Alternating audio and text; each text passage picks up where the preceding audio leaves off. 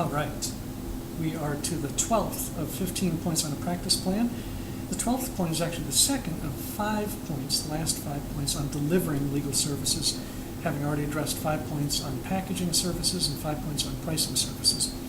This 12th point, the second of 5 points on delivering services, has to do with access. Clients must have access to your law products and services if they're to gain from them, purchase them, use them, deploy them to achieve their objectives. Access can mean physical access to your office location if you have an office.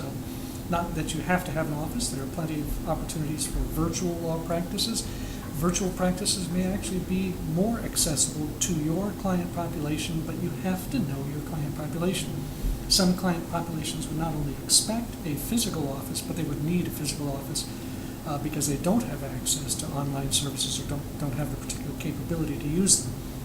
So think carefully first about your physical location, and if it is a physical office, then think very carefully about its location within the area, whether it's a rural, suburban, or urban area in which you intend to practice.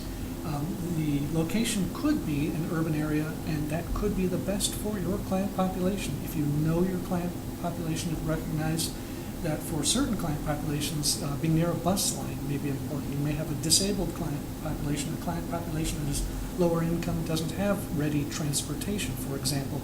And in those instances, having a physical office near a bus line could be a critical asset in your practice plan. On the other hand, other populations would prefer not to be in an urban area.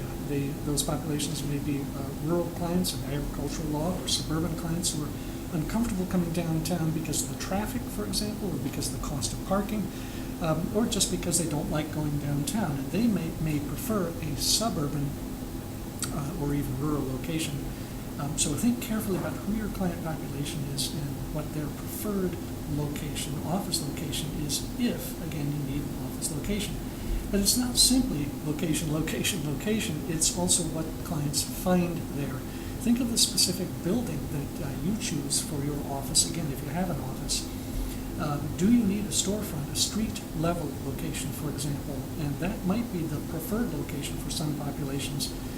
Those clients who are not comfortable entering a building because of entering a fancy lobby, for example, and going up elevators to the top floor of a fancy office building because of their own dress or just other things about their circumstance where they're just not comfortable doing that. They may want to see you at a street level office, storefront kind of office. On the other hand, there are other clients who would prefer that they have something more like a formal setting, a secluded setting, maybe even a premier location.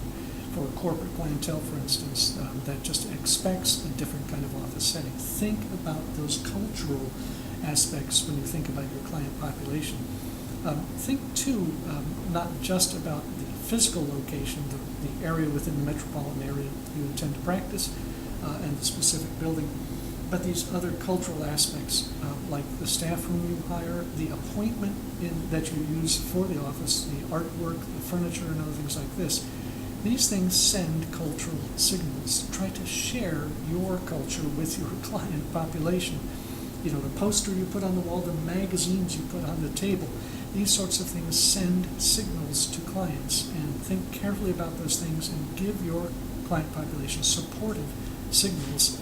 And you will find that you're doing better on the access front. And again, access could be you going to their location, holding an office practice essentially at the client's location could include working within your corporate clients' offices one day a week or a couple of days a week, or working at a cultural center, a community center, a faith center for an afternoon a week so that you are accessible physically to the clients in their location. It may make you uncomfortable, but that's not the point. It will keep the clients comfortable and give them access to you.